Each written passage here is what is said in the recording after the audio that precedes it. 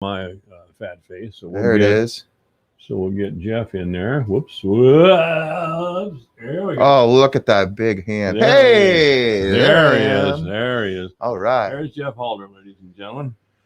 I came in here and started yakking with Jeff, and I forgot all I had to get this stuff straightened out. So I got it straightened out now.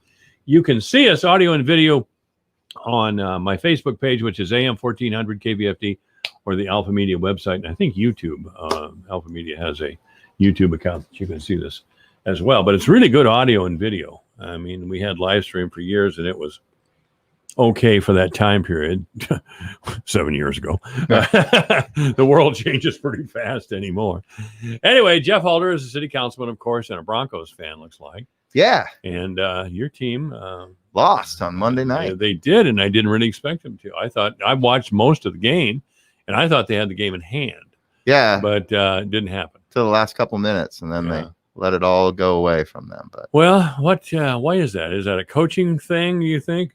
I mean, you've coached before, haven't you? Yeah, you want my assessment of the game. I want your assessment. I felt like the Broncos are a really young team. There's some things they did really well. Obviously, there's some things they could do better. What was really exciting was three former Iowa Hawkeyes starting. I don't ever remember three Iowa Hawkeyes even being on an active roster for the Denver Broncos in my entire life. Yeah. So that was really exciting. So just getting to watch a lot of the young players. And getting to watch the young players play well and also make mistakes, and that's okay. They'll learn from it, Who are the Hawkeye players that were on? So Josie Jewell is the starting middle linebacker. Right. And he primarily is the one who calls the defensive calls. He had a great play one-on-one against Derrick Henry. Smacked him in the backfield and dropped him right on his butt, which you don't see a lot of dudes one-on-one. Knocked Derrick Henry on his butt, so that was pretty awesome. Michael Ojemudia, who is the defensive back, actually had an interception that was then erased by a questionable penalty. I might be biased there. And then Noah Fant, starting tight end, scored the season first touchdown of the season. So three Hawkeyes all making major contributions to the team. So it was exciting, and Tennessee Titans are no slouch. They made it dang near to the Super Bowl last year. Oh yeah. And so they're a solid team with a good offense and a good defense, and so felt we did well. There was a time when I could pronounce last names like Ojemudia, but it's difficult for me now. Those complicated names.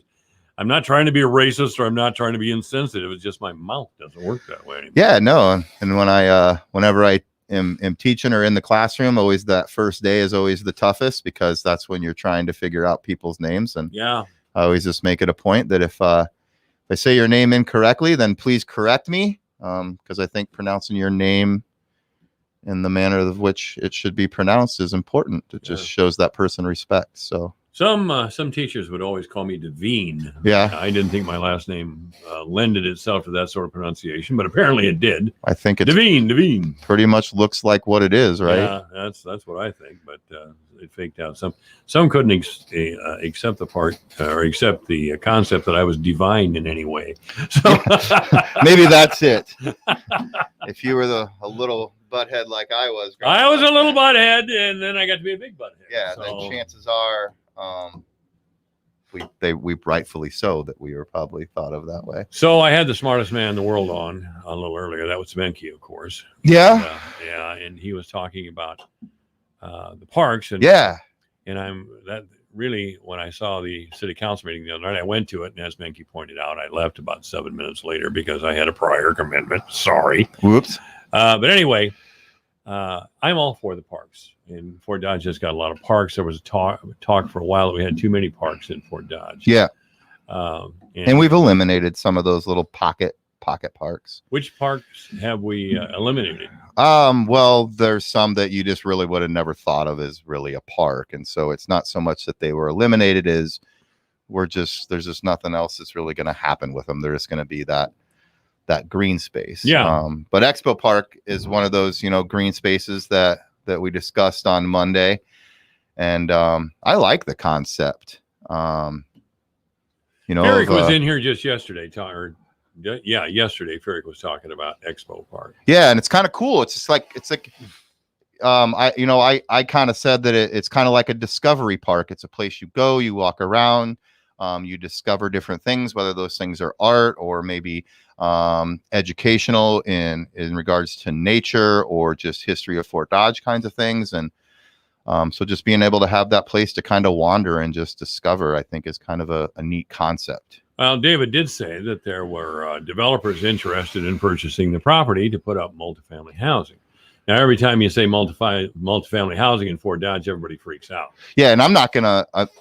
I'll be honest with you. I think that that would be an appropriate location for something like that. Well, see, now we have an expense. Now, I understand the benefits as you've described them, Mm-hmm. but now the city's responsible for it. We have to pay for the upkeep for it. We have to mow the lawn. Yeah, and we're doing that now. And that was something we discussed, was how much more work will this put on Park and Recreation and Forestry staff. And kind of what we came down to is, well, we're mowing it now, and really it's just going to be a matter of continuing to mow it. From that aspect, but if you allowed a development, we'd get taxes from True. The and my understanding is that park was donated as part of like a federal thing. You're right. And so it takes like an act of Congress to reverse it, where we could use it for anything other than there was a federal public park. Yes. Federal grant for public recreation way back when Expo was built. Right. Ferrick did say that. You're right. And so that's kind of the hiccup with being able to ever incorporate that into a development. And so, and again, an act of Congress to change that. What does that take? What does that look like? I think it be more hassle than it was worth. You're right. It's good that we have the little park then. I'm all good with that. And lots of ideas have been tossed around for a long time. And the people in that area, they advocated for what they wanted, and they advocated for what they didn't want. Right. And kind of what I got from that is they wanted something that wasn't going to draw large crowds and wasn't going to make a lot of noise. And so creating an art park or a discovery park where people are just kind of hanging out, wandering around for an hour or two, isn't going to bring the things that they didn't desire to see. And at the same time, it brings something that's completely unique that I think could really be an asset and could really be cool and would require minimal maintenance. Yeah. I forgot all about that federal thing, and I'm all on board with the park and Expo. Well, and it was funny, because the other park we talked about was Snell Crawford, and we spent 15 minutes talking about everything, and it's like all we really need to talk about is do we drive through the water or not?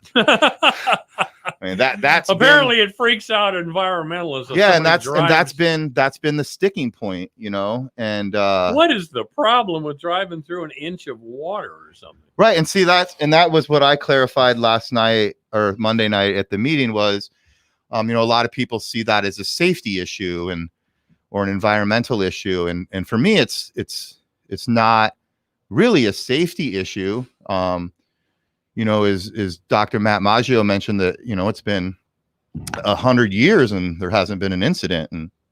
And so I agree that it's not really a safety issue. For me, it's more of what's the best utilization of that space. And I do want to reach out to those with the Noon Rotary, because I really do want to try to understand their points and their perspectives. Noon Rotary's made a real commitment. Yeah, I mean, they've dedicated almost 40 years to that park. They've dedicated tens of thousands of dollars. They've dedicated Lord knows how many hours of volunteer work. And so I do think it's important that we value what their opinion is and what they have to say. And I just need to take more time to try to understand their perspective, because I think that that we can find something in the middle. Because for me, I see that peninsula area. And by that, I mean, it's that area where you would go through the water and then you would stop and you would literally have water on three sides of you.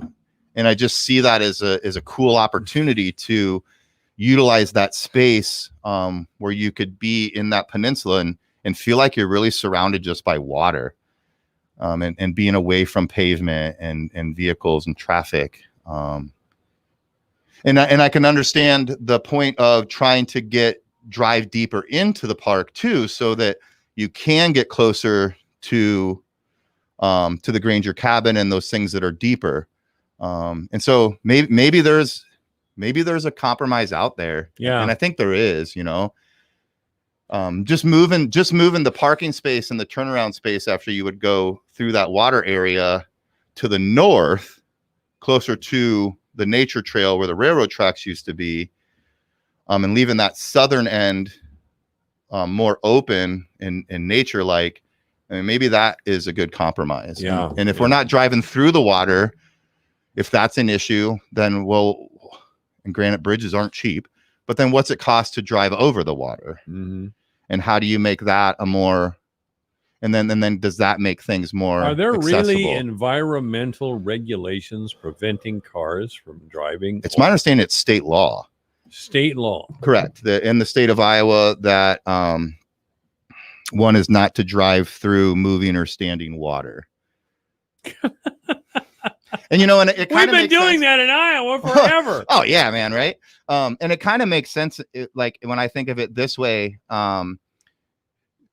streets flood, things flood, and counties and cities are not always going to have the opportunity to go and get cones out or get road closed signs out. So by making this a state law, then those local governments can't be held accountable if someone were to drive into that water and something were to happen. And so I can kind of understand why that would be a law, I guess. But you're right? We do it all the time. Do it all the time. Always. Yeah, so that's just kind of where I'm at. And again, like anyone with Noon Rotary, I really do want to have the opportunity to try to hear more, because our time was really limited in that workshop. And I know that we're planning on discussing it more at the next city council meeting in a week and a half. And so I look forward to that. But I think I just need to reach out to a couple of those guys and just try to sit down and just really try to hear what their side is. Steve Hosel would be your guy. I recently joined Noon Rotary. No sooner did I get in Noon Rotary for 6-8 months than COVID hit, and haven't had a live meeting, I don't think, since the spring. Oh yeah. So yeah, and I think that that's my responsibility as an elected official, is to try to listen to all sides. Doesn't always mean that I'm going to side with everyone, but I always feel like there's something in the middle, and if we work hard enough, we can always get to something that's going to make everybody happy. There you go. Or at least close enough that everyone can be satisfied if they're not happy. Yeah, I think that's workable. I don't see how that can't. I don't see why it shouldn't be. When I first moved to Fort Dodge, I moved within a few blocks of Olson Park, and I still think it's the greatest park in our city. Yeah, me too. And we have a lot of great parks. We do. But I hope that enough attention. I was a little suspicious of Furyk there for a while. I thought he was trying to let Olson Park die on the vine, but we have Menke on the city council now, and Menke's been going to war with the people who seem to want to disrespect Olson Park. So I hope that you will. And I don't think anyone's intent was ever to do that. I think the intent was always to change the park and make the park better. And I feel like we have done that. Well, of course, I'm going back quite a few years. Yeah. But when I first took this job, Terry Lutz was still the mayor. And he just made it his mission to get that swimming pool out of Olson Park. I had a lot of great memories in that swimming pool, I'll tell you. And and when I first moved here, that pool was open, and now you have the splash pad, and it feels like, because I just live a block from there, and it feels like to me that the park gets more use now with the splash pad than it may have with the pool, and I'm sure that other people will disagree, but on a hot day, there's not enough parking in that park to satisfy the amount of park users. Yeah. And we've added parking, and there's still they still run out of space on a nice day. If that splash pad's open and running, it gets full. You get one person renting one of those shelters, and the next thing you know, there's cars in the grass because there's just nowhere else to go. Yeah. And that's one of the major issues at Snell Crawford that I think need to be addressed, is there really is no parking. There's no quality accessible parking, and there's lots of ADA and issues as far as American Disabilities Act. There's just lots of things that we need to make improvements What a on Disabilities Act to make it more accessible to all and not just those with healthy feet and legs. Oh, okay. Well, that sounds all right to me. Yeah. So, there's things that you can incorporate into the park that are going to make it more accessible to all. Having uneven walking spaces or unpaved walking spaces do not necessarily cater to everyone. And I think it's important that we do that. So what, asphalt then are you talking about, or making that? Yeah, they were going to do a lot of connectivity, different sidewalks and things that would kind of connect to different features throughout the park. Oh, well, I do still have 2 feet and 2 legs that work reasonably well. Right. And we're fortunate. Yeah, that we're fortunate. But we might reach a point in our lives where we still want to go out and enjoy things like that, but it may require us to have wheels under us, or it may require us to have a more level walking surface to travel on. I have felt the last couple of years that I may be headed in that direction. I have a cane sometimes. Yeah. And, I never saw myself with cane, to say the very least, but it could get worse before it gets better. I don't know. Sure. I have arthritis in both hips. Something that's happened this last year. So I could be one of the people that needs some sort of handicap access. Yeah. And it's just, it's required by now I'm looking forward to that. Yeah. And it's, and it's my understanding it's required by federal law. So when we go in and make changes to these places, we have to go and meet those rules and expectations that are set out by ADA. Right. Yeah. Well, that all makes sense. And what I don't get down to Olson Park as much as I used to. By the way, I've had my grandchildren on the splash pad. They loved it. But what did we decide to do as far as having animals in the Olson Park Zoo? Yeah, that's a great question. And I honestly will have to say that I don't know where we are with that. I think that there's a lot of council members who want to see animals return, but I think that a lot of us that do want to see something different.